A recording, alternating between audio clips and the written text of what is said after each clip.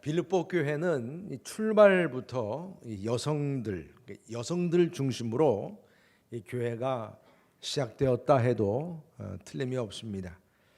사도 바울은 원래 선교를 위해서 1차 아시아 지역의 선교 후에 2차로 더 깊숙이 이제 아시아 쪽으로 가고자 했던 것을 우리가 압니다. 근데 성령님께서 강권하셔서 개입하셨죠. 마게도냐 지역에서 나를 도우라라고 하는 그 환상을 보게 했고, 그래서 아시아로 가려고 했던 선교 방향을 유럽 마게도냐로 이제 틀게 됩니다. 그러면서 그 마게도냐 지역의 첫 번째 도착한 곳이 바로 이 빌립보 지역이었습니다. 그래서 사도 바울은 기도 처소를 알아볼 수밖에 없었어요. 원래 회당이 웬만한 다 있는데 유대인 10명 이상 있으면 회당이 세워지는 것이 그때의 상황이었는데 그 정도도 유대인이 없었다는 얘기죠. 그래서 기도 처소를 찾고 있는 중에 마침 한 여인을 만났습니다. 고급 옷이죠. 자주장사 루디아라고 하는 여인을 만납니다. 루디아라고 하는 이름은 사람 이름이 아니고 원래 그 서아시아 지역의 지역 이름입니다. 그래서 수원댁, 그죠? 안성댁 그런 의미예요. 루디아가. 근데 이것이 이제 이름이 됐죠. 이름이 우리에게는. 그래서 루디아란 그런 그 여인의 집에서 빌립보 교회가 시작이 됐습니다. 사도 바울은 이 선교하고자 했던 아시아 지역에서 유럽인 마게도냐 지역으로 옮겼지만도 처음 시작한 그 교회를 이루게 한 그 집주인 루디아가 아시아 사람이었어요. 아시아에서 온 거예요. 그렇죠? 루디아가 아시아라고 그랬으니까 참 공교로운 일이죠. 그렇게 시작이 됐습니다. 그래서 빌립보 교회는 여성 파워가 셌던 것으로 우리가 알 수 있습니다. 이들은 정말 우리가 교회에서 여성교원들이 없으면 큰일 나는 것처럼 이 여성들의 파워가 세서 사도 바울이 선교하는데 적극적으로 도와주었습니다. 심지어는 이 사도 바울이 감옥에 갇히게 됐지 않습니까? 지금 이 빌립보서는 옥중서신이라고 그래요. 감옥에서 쓰여진 글이라 복음 전하다 감옥에 갇혔으면 사실 어떻게 보면 자기들도 신변의 위협을 느낄까 봐 다뿔 뿌리 흩어질 수 있는 건데 이 여성교원들은 더 열심으로 1장 말씀 보게 되면 복음의 진보라는 표현을 씁니다. 복음의 진보를 이루면서 더 겁없이 말입니다. 복음을 담대히 전하는 역사가 일어났습니다. 근데 이렇게 사도 바울이 보기에도 참 긍정적이고 기쁜 소식만이 아니라 또 다른 부분에 안타까운 소식도 있었습니다. 이게 이 빌립보서 이 서신을 쓰게 된 더 결정적인 이유가 되었습니다. 그래서 1장 15절에 보면 어떤 이들은 투기와 분쟁으로, 어떤 이들은 착한 뜻으로 그리스도를 전파하나니 17절 그들은 나의 매임에 괴로움을 더하게 할 줄로 생각하여 순수하지 못하게 다툼으로 그리스도를 전파하느니라. 지금 사도 바울이 감옥에 갇혔는데도 사도 바울을 더 고통스럽게 하려고 하는 그러한 또 부류가 있었다는 얘기죠. 그래서 다시 말하면 이 교회 안에 빌립보 교회가 처음 그렇게 은혜스럽게 세워졌지만 시간이 가면서 서로 진영 싸움이 일어난 거예요. 그런 것을 우리가 볼 수가 있습니다. 그런 갈등이 있었다는 거죠. 이 문제에 대한 해법을 사도 바울이 전하고자 했다는 것입니다. 그래서 봉사자들 간에 이제 서로 마음을 같이 해서 한 마음을 품으라. 사도 바울이 이것을 강조하고 있는 것입니다. 한 마음을 품으라. 같은 사랑을 가지고 같은 뜻을 가지고 그리고 또한 서로 같이 겸손한 마음으로 남을 나보다 낮게 여기고, 여기 낮게라는 것이 지읒자가 아니고 시읒자입니다. 완전 반대 개념이에요. 이렇게 되면 남을 나보다 낮게 여기고, 그리고 자기 일만 거기에 그냥 집중하는 것이 아니고 다른 사람의 일도 돌봐줄 줄 알아라. 그러면서 마음을 같이 해서 한 마음으로 뭐가 충만하라고 그랬어요? 기쁨이 충만하도록 그렇게 섬기고 봉사하라. 사도 바울이 그렇게 간곡하게 부탁한 것입니다. 사도 바울은 이 빌립보 교회 문제를 아주 정확히, 비록 감옥에 갇혀 있었지만 들리는 소식 몇 마디만 딱 들어도 충분히 그 빌립보 교회 상황을 알고 있었던 것입니다. 성김과 봉사를 위해서 그래서 대표가 되는 여성 리더 루디아 같은 그 여성 리더에게 이러한 편지도 썼어요. 4장 2절 말씀 보게 되면 내가 유오디아를 권하고 순두기를 권하노니 주 안에서 같은 마음을 품으라. 같은 마음을 품어서 좀 봉사하고 사명 감당하라. 이렇게 말씀을 해왔습니다. 그러면서 이 그리스도인들은 이 하나됨을 위해서 어떤 마음이 필요하냐? 바로 우리의 주인 되신 그리스도 예수의 마음을 품으라. 오늘 5절에 이렇게 말씀을 시작하고 있습니다. 너희 안에 이 마음을 품으라. 곧 그리스도 예수의 마음이니 그랬습니다. 여러분, 예수의 마음은 어떤 마음입니까? 우리 6절부터 우리 8절까지 함께 읽겠습니다. 6절부터 시작.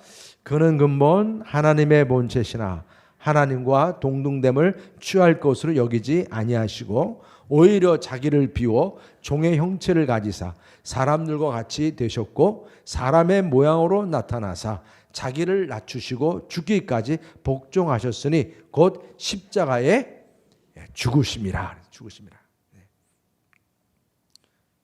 예수님의 마음은 인간의 죄값을 다 갚으시고 구원을 이루시기 위한 하나님의 마음이라는 것입니다. 하나님의 마음. 인간의 죄악, 그 인간의 죄악 때문에 말입니다. 짐승으로 이렇게 제물을 드린다고 하지만 하나님의 기쁨이 되지 않았습니다. 그래서 하나님께서는 이 인류의 구원을 위해서 이 짐승으로 이 죄를 다스리고 이것이 안 되니 어떤 결정을 내립니까? 독생자 아들 예수님을 보내셔야 했습니다. 예수님은 오늘 뭐라고 말씀하세요? 하나님과 본체시라고 했어요. 하나님의 본체. 이 모르페라고 하는 이 말이 영원히 변치 않는 그러한 속성을 말합니다. 예수님도 하나님과 똑같은 속성으로서 그런 본체시다. 그런 본체이신 그런 그 예수님이 하나님과 동등됨을 취하지 않으시고 자신을 비웠다라고 말씀합니다. 자신을 비워서 종의 형체를 가졌다 할 때의 종의 형체라고 하는 그 말도 똑같은 표현이에요. 모르페. 그래서 이 예수님은 사람의 신분, 사실 사람의 신분도 하나님과 비교해 볼 때 비교할 수 없는 그런 차원인데 사람이 된 것도 낮은 건데 사람 중에서도 종이 되었고, 그렇죠? 종이 된 것도 또 부족해서 저주의 나무인 십자가에 달리시고 죽으심까지 내려가셨다는 말씀입니다. 여러분, 수치스러운 그 십자가의 죽음까지 내려가셨다. 여러분, 하나님께서는 자신과 동등한 예수님을 죽게 하시고 구원을 이루게 하신 죽게 하심으로 이 구원을 이루게 하시고자 했다는 것입니다. 그러니까 여러분, 하나님께서는 아들 예수님을 이 땅에 인간으로 오게 하셔서 십자가에 죽기까지 내버려 두셨다는 얘기죠. 내버려 두셨다.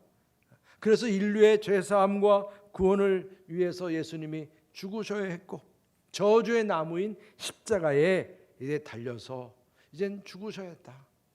이것을 이 하나님의 본체이신 예수님, 그 예수님을 이렇게 참 거의 내버리다시피 이렇게 다 낮아지게끔 하셨는데, 여러분, 예수님도 이러한 하나님의 뜻에 복종해서 인류의 구원을 위해서 그 십자가의 죽으심을 받아들였다는 것이죠. 이것이 바로 하나님의 마음에서 일어난 거예요. 하나님의 마음을 흡족하게 한 것입니다. 이 부분이. 그래서 예수님의 마음은 이처럼 예수님을 그렇게 십자가에까지 낮추신 그러한 하나님의 마음이시다. 그리고 두 번째로는 자신을 비워서 죽음까지 자발적으로 복종하신 십자가의 마음이라는 것입니다. 참 하나님이시고 참 인간이 되신 예수님은 자기를 비우고 십자가의 그 죽으심까지 자발적으로 복종해서 내려가셨어요. 예수님께서 자신을 비웠다라고 하는 것은 성육신을 의미합니다. 자신의 권위와 영광을 다 내려놓으신 거예요. 포기하신 거예요. 여러분, 유재구라고 하는 사람이 개미랑 소통하기 위해서는 개미가 돼요. 개미가. 그래서 개미가 돼서 개미랑 소통한다 이겁니다. 근데 여러분, 유재구라는 사람도 피조물이고 개미도 피조물이에요. 이 피조물끼리 서로 이렇게 바뀌는 거야. 이것도 사실은 아무것도 아니라는 얘기죠. 하나님이 인간이 되셨다고 하는 것은 피조물이 피조물 되는 것과는 차원이 다른 거예요. 그렇게 낮아지셨다고 하는 말씀입니다. 그렇게 낮아주신 예수님께서 하나님의 아들로서의 그 모든 영광과 그 모든 본체를 다 비우시고 십자가라고 하는 저주나무의 그 모욕과 그 수치를 다 뒤집어 쓰시고 죽으셨다라고 하는 것입니다. 이것이 십자가의 사랑이고 십자가의 마음이라. 여러분, 하나님의 본체이신 예수님께서 이렇게 어마어마한 경이로운 그런 그 영광과 권위를 다 내던지시고 포기할 정도로, 그리고 나를 위해 죽으셨다. 이 사실 하나만 가지고도 우리는 어떤 사람과 관계를 맺는 데 있어서도 바로 이것이 출발하는 데 있어서 이유가 되는 겁니다. 하나님의 일을 하는 데 있어서도 우리가 새로워질 수밖에 없는 이유가 되는 거예요. 우리가 일하면서 왜 분노를 하고 왜 시기를 하고 질투를 하고 다툽니까? 우리가 그럴 만한 자격이 있나요? 그런 이유가 없어요. 처음 우리 군대에 가게 되면 고참들이 막 얼차려를 주고 막 그래요. 그러면 이유가 없어요. 그냥 그럴 때가 많아요. 이유를 따질 수가 없어요. 근데 생각해 보면 이처럼 하나님이신 분이 인간으로 그렇게 낮아지시는, 십자가까지 지실 정도로 낮아지셨다고 하는 이런 하나님의 구원을 생각해 보면, 여러분, 우리가 하는 일 가운데에서 어떤 사람과 내가 관계를 맺는 데 있어서 뭘 얼만큼 더 우리가 투덜대고 불평할 거리가 있냐 말입니다. 그런데도 왜 우리는 그렇게 투덜대고 불평합니까? 기준이 나한테 박혀 있어서 그래요. 나한테 이것이 이익이 될까? 손해가 될까? 저 사람이 내 편인가? 적의 편인가? 이 기준으로 보는 거예요. 사도 바울이 이걸 너무나 잘 알고 있는 것입니다. 지금 빌립보 교인들이 왜 그렇게 갈등하고 다투느냐? 그들에게 있어서의 그 기본적인 표대는 예수님이 돼야 하는데, 십자가가 돼야 하는데 주판을 튕기고 있는 거예요. 나한테 이익이 될까? 나한테 손해가 될까? 저 사람은 내 편이냐? 저 사람은 다른 사람 편이냐? 즉 그러고 있다는 얘기입니다. 그러니까 다툼이 생기고 분열이 일어나는 거예요. 여러분, 사도 바울은 예수님의 핏값으로 세워진 교회가 이렇게 갈등하고 분열되는 모습에 대해서 가슴을 찢는 애통함을 보이는 것입니다. 너희는 각자들 자기들의 그런 이익을 따지는 그런 마음이 아니라 오로지 정말 죽기까지 복종하신 예수 그리스도의 그 십자가의 마음을 품으라, 이 말씀을 주셨습니다. 여러분, 우리가 주님의 귀한 사명을 감당하면서 또 누구를 만나든지 예수님께서 감당하신 그 십자가 앞에서 순종하는 십자가의 마음을 품을 수 있기를 주님의 이름으로 축복합니다. 그리고 마지막 세 번째로는 십자가에 죽기까지 내려가신 그 예수님의 겸손한 마음이라는 것입니다. 예수님의 마음은 무엇입니까? 하나님의 마음이시고 십자가의 마음이지만 또한 이처럼 죽기까지, 십자가에 죽기까지 내려가셨던 겸손한 마음이라. 우리 주님은 겸손하시고 온유하시다 그랬어요. 상한 때를 꺾지도 아니하시고 꺼진 등불도 끄지 아니하시는 분이시라 그랬습니다. 그분의 겸손함은 바로 예수님의 마음이요, 예수님은 이 타락한 인류를 고치기 위해서, 구원하기 위해서 자신을 십자가에 죽기까지 낮추셨습니다. 겸손하고 온유한 그릇이 되셨습니다.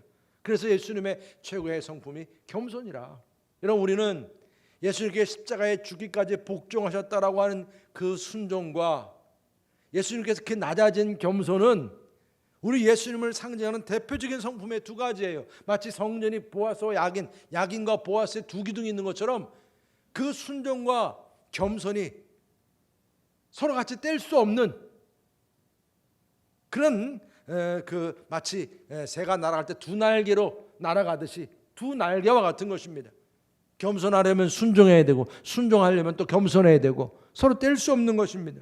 바로 이처럼 예수님의 마음은 바로 이 순종과 겸손이라.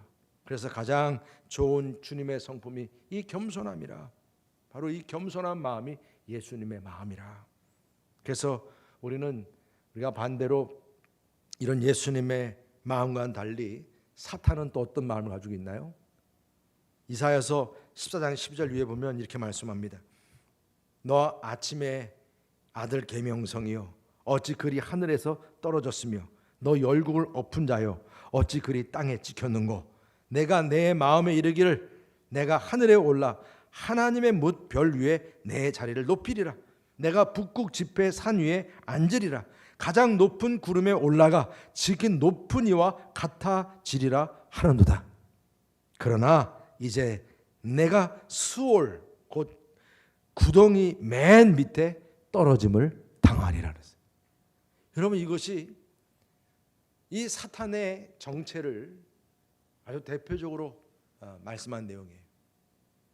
하나님께서는 우주 만물을 창조하시고 한마디로 보기에 좋았더라.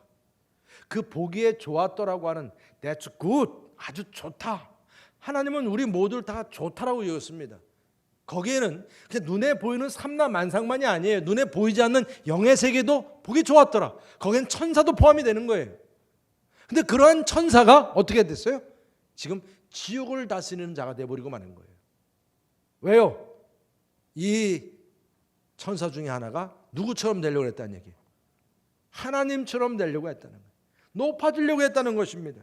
그런 교만 때문에 지옥으로 떨어졌다는 말씀입니다. 그래서 첫 인류 아담이, 여러분, 그가 에덴 동에서 쫓겨나게 된 이유도 바로 이 사단이 이렇게 과실을 먹으면 눈이 밝아지고 누구처럼 된다 그랬어요. 하나님처럼 된다고 이렇게 유혹했지 않습니까? 그래서 아담도 그 유혹에 넘어져서 교만해지고 에덴 동에서 쫓겨나게 되었습니다. 사탄은 언제나 올라가려고 하는 거예요. 우리 예수님은 그렇게 낮아지려고 그러셨는데 이 사탄은 자꾸 높아지려고 하는 거예요. 하나님처럼 되려고 한다는 것입니다. 그래서 우리들에게도 은근슬쩍 곁으로 다가와서 말입니다. 스스로 높아지도록 자꾸 부추기면서 그렇게 높아지려고 하는 모습에 틈이 보일 때 탁 잡는 거예요. 넘어뜨리는 것입니다. 교만의 늪에 빠지게 합니다. 이건 예외가 없어요. 제가 오늘 이 말씀을 준비하면서도 정말 저에게도 크게 도전하는 말씀이에요. 유재고 너라고 진짜 얼마큼 이렇게 겸손하게 살아가고 있는가? 여러분, 겸손한 마음은 정말 하나님께 주신 은혜의 선물임을 믿으시길 바랍니다. 우리가 겸손하게 살아간다고 하는 것은 정말 자기를 비운 마음이에요. 그렇죠? 비운 마음입니다.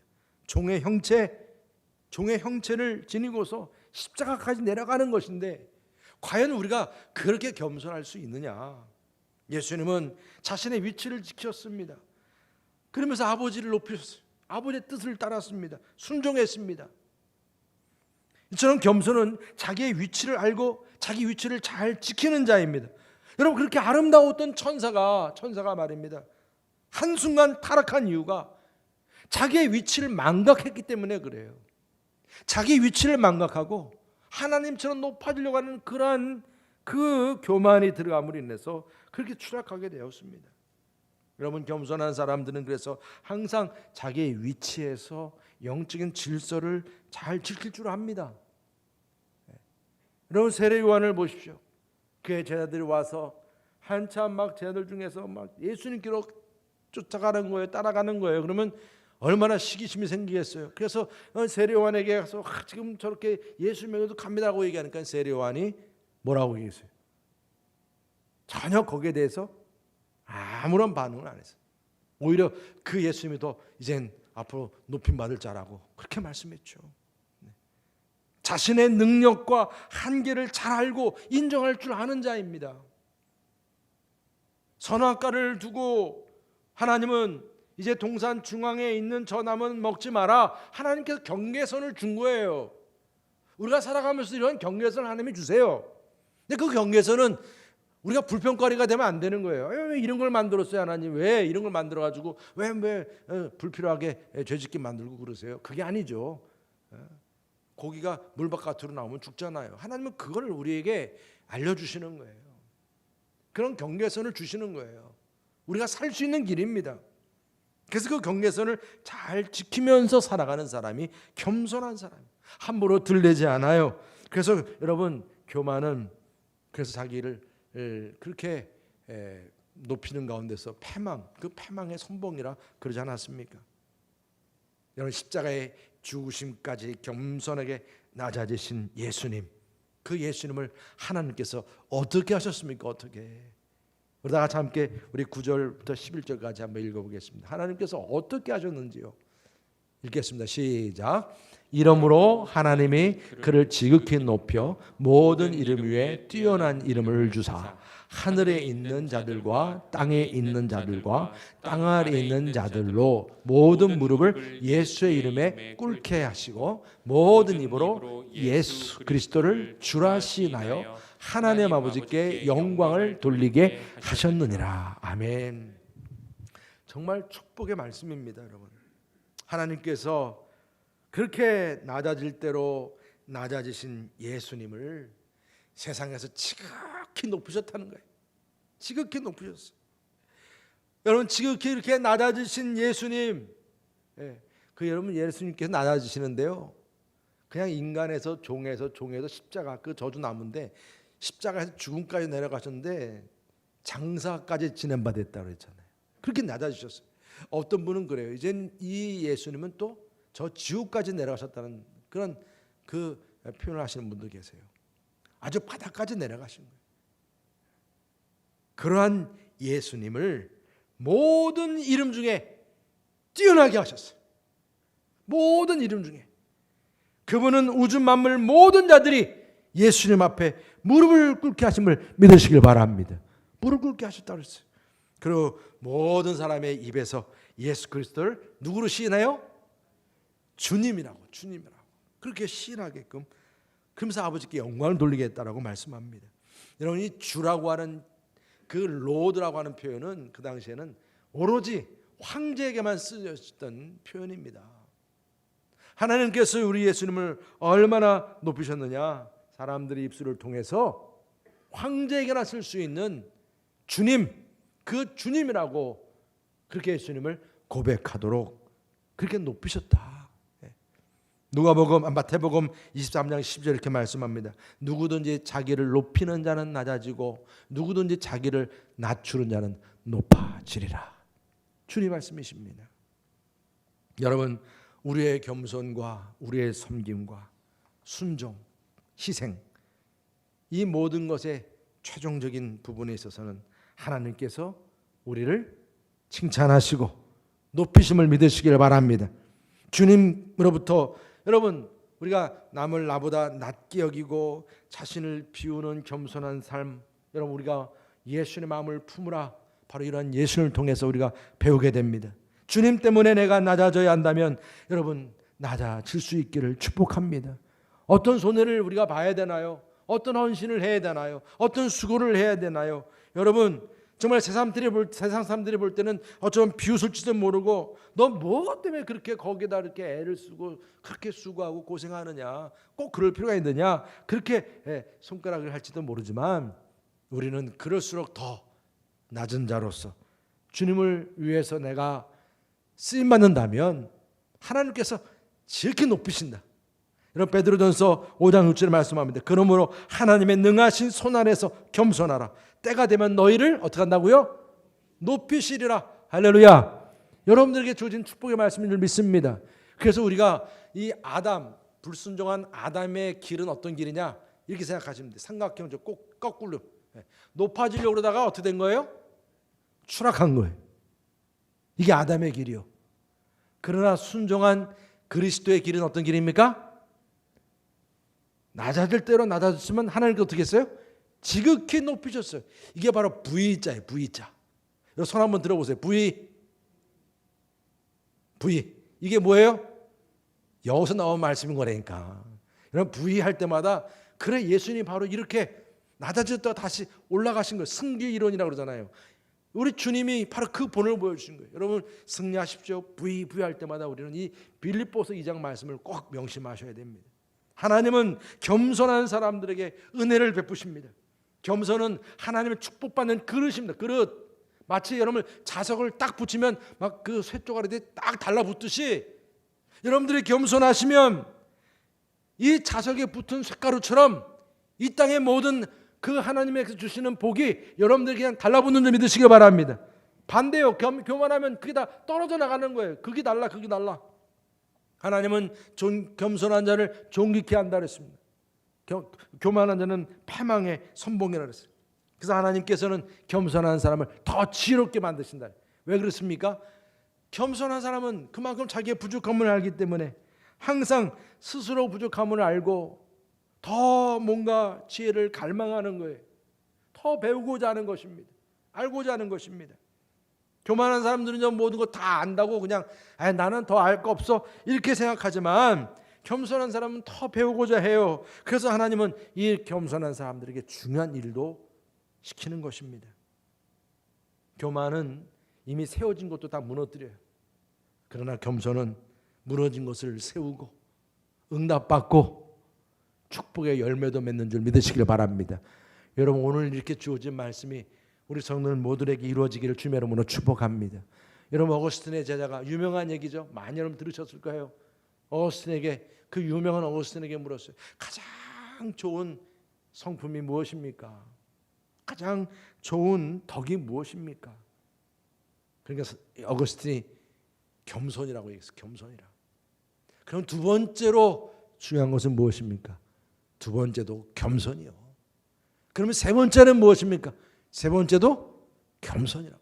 유명한 이야기입니다. 그만큼 겸손이 우리 주님의 성품이고 종의 모습으로 인간에 되셔서 십자가에 죽기까지 복종하신 예수님이야말로 우리의 겸손의 본이 되셨다는 것을 꼭 기억하시길 바랍니다.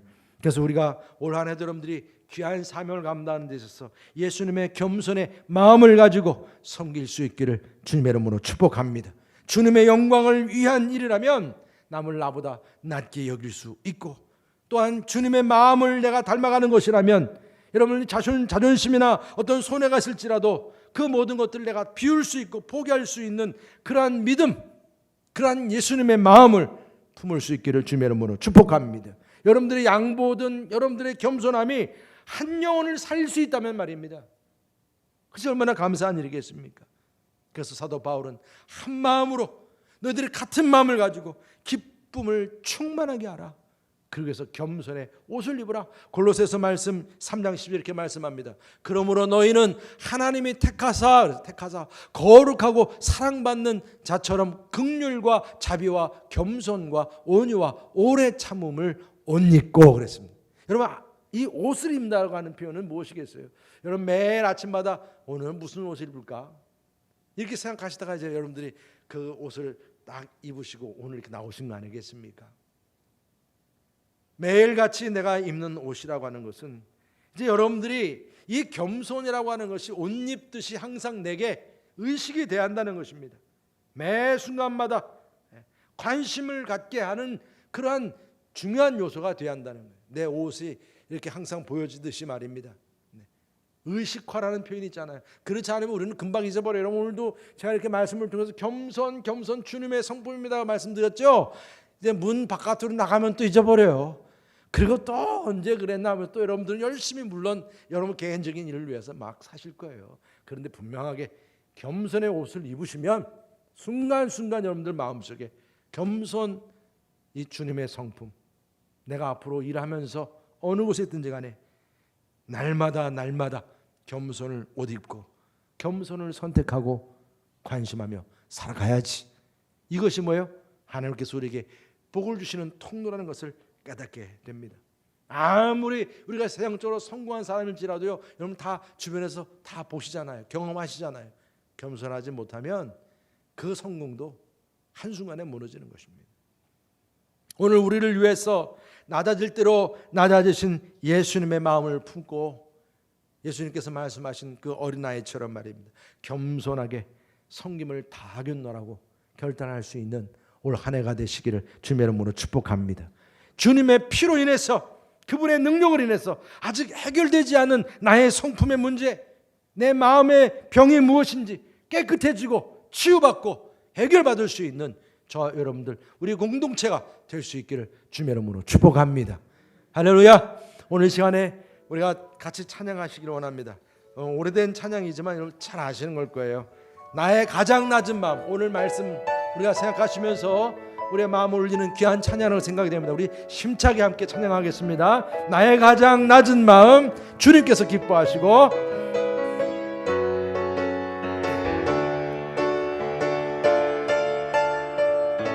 나의 가장 나의 가장 낮은 마음, 주님께서 기뻐하시고 작은 일에 기쁨을 느끼게 하시는도다.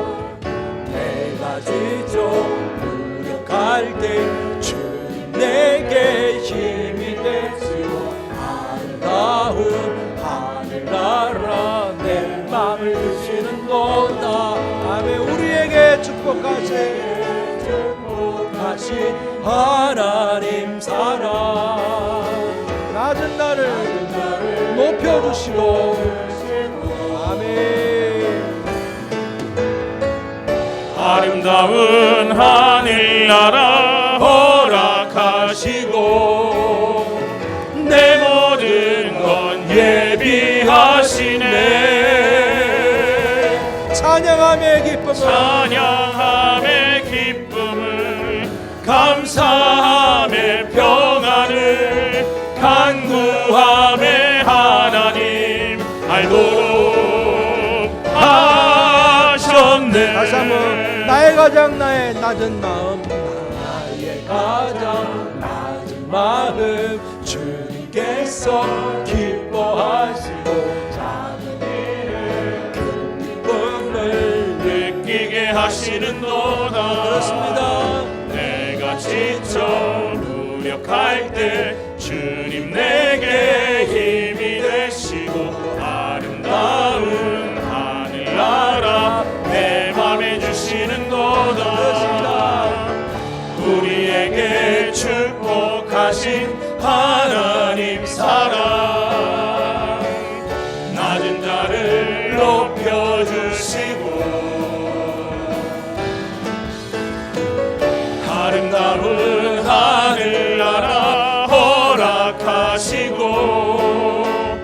내 모든 건 예비하시네. 우리 다 같이 일어나셔서 함께 우리 찬양하시죠. 찬양함의 기쁨을, 찬양함의 기쁨을, 감사함의 평안을, 간구함의 하나님 알도록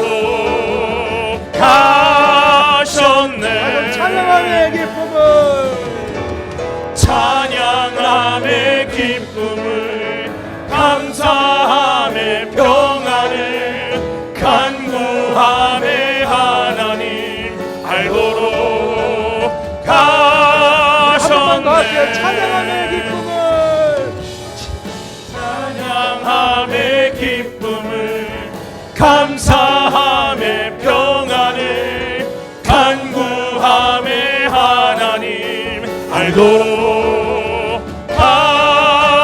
하셨네. 우리 사도 바울은 분명히 감옥에 지금 갇혀 있는 상황이거든요. 그러면서 이렇게 기쁜 소식도 있지만 이렇게 아픈 소식도 있는데요. 그의 마음에는 정말 모두가 하나 되어서 기쁜 마음으로 함께하는 그 빌보 교회를 바라보면서 찬양하며 기뻐하는 그 사도 바울의 모습을 우리가 생각하게 됩니다. 올 한 해도 여러분들 찬양하며 기뻐하면서 주어진 사명 감당할 수 있기를 주님의 이름으로 축복합니다. 우리 옆에 분들에게 서로 축복하시죠. 우리 주님의 마음을 품고 승리합시다. 서로 축복하시죠. 우리 주님의 마음을 품고 우리 승리합시다. 주님 마음을 품고 우리가 섬기고 승리합시다.